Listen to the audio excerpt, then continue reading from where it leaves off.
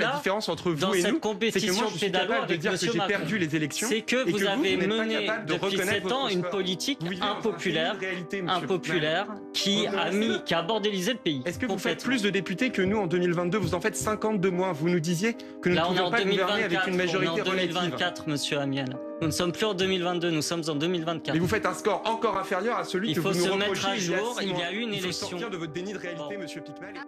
De la part de monsieur Macron, c'est quelqu'un qui est candidat pour être médaille d'or en deltaplane si c'était une discipline olympique.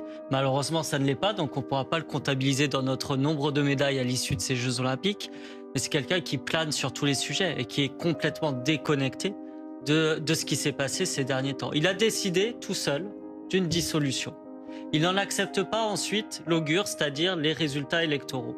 Le nouveau Front populaire, qu'il le veuille ou non et que vous le vouliez ou non, est arrivé en tête de cette élection.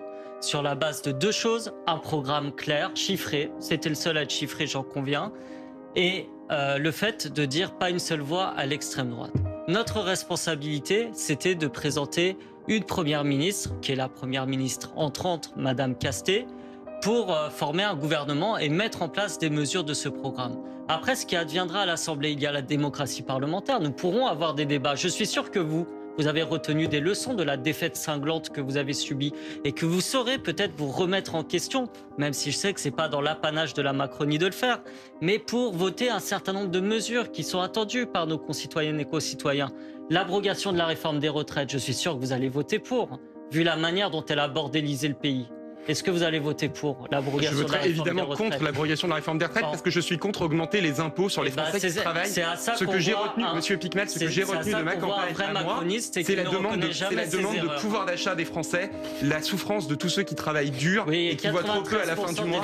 Et moi, contrairement à vous, je n'irai pas les voir en leur disant qu'on va augmenter les cotisations, taxer leur épargne salariale, taxer la participation, parce que c'est ce qui était dans votre programme. Vous voyez la différence entre vous et nous, monsieur Amiel, c'est que moi, j'ai toujours de l'espoir dans le fait que les gens changent et changent d'idée politique parfois. Et je pense que, monsieur Amiel, vous devriez, et certains dans votre camp l'ont fait, réfléchir à pourquoi vous en êtes, pourquoi vous en êtes là. La différence entre vous dans et cette nous, compétition pédalo avec monsieur Macron. Perdu les élections, c'est que vous avez mené depuis 7 ans une politique impopulaire, qui a bordélisé le pays. Est-ce que vous faites plus de députés que nous en 2022? Vous en faites 50 de moins. Vous nous disiez que nous ne pouvions pas gouverner avec une majorité relative. On est en 2024, monsieur Amiel. Nous ne sommes plus en 2022, nous sommes en 2024. Mais vous faites un score encore inférieur à celui que vous nous reprochez. Il faut se mettre à jour, il y a eu une élection. Il faut sortir de votre déni de réalité, monsieur Picmal.